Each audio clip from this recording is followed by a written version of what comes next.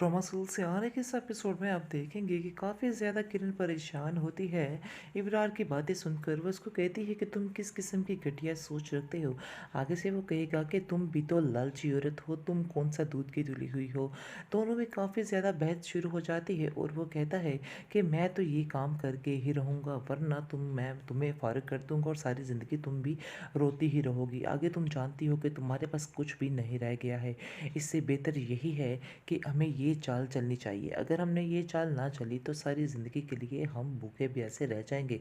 आगे से वो उसकी बातों में आ जाएगी और उसकी बातें मान जाएगी। लेकिन जैसे ही वो ये काम करेंगे तो ज़रबाब जो है वो इनकी ईंट से ईंट बचा देगा।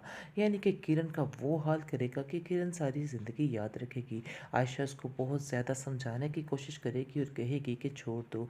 आगे से वो कहेगा कि मैं 100% जानता हूँ कि किरण के अलावा ये किसी का काम नहीं, क्योंकि वो एक घटिया औरत है और ये घटिया लोगों का ही काम है।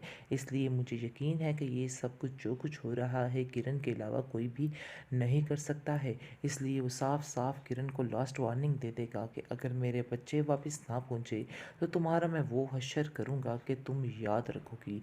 आगे तो तुम जेल से वापस आ गई, लेकिन अब तुम जेल की सलाखों के पीछे सारी ज़िंदगी रहोगी।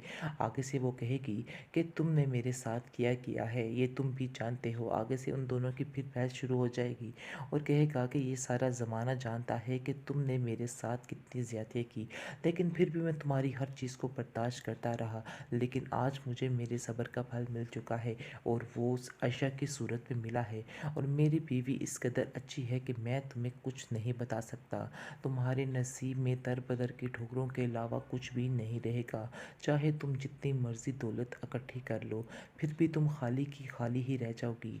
काफ़ी ज़्यादा ज़लील करता है वो किरण को और उसको काफ़ी बातें सुनाता है। और वो कहता है कि खबरदार मेरे बच्चों की तरफ आंख उठाकर देखने की कोशिश भी की, वरना मुझसे बुरा कोई भी नहीं होगा।